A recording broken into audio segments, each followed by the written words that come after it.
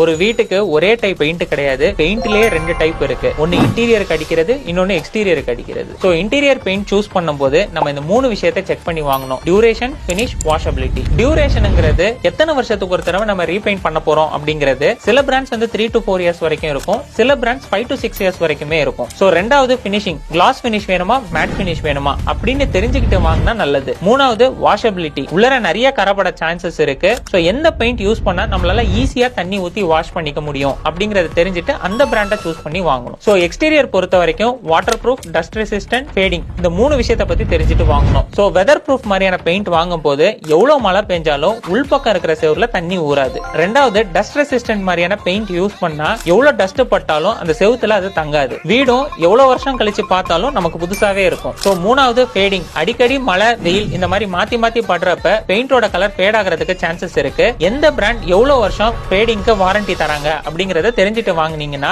நல்லது.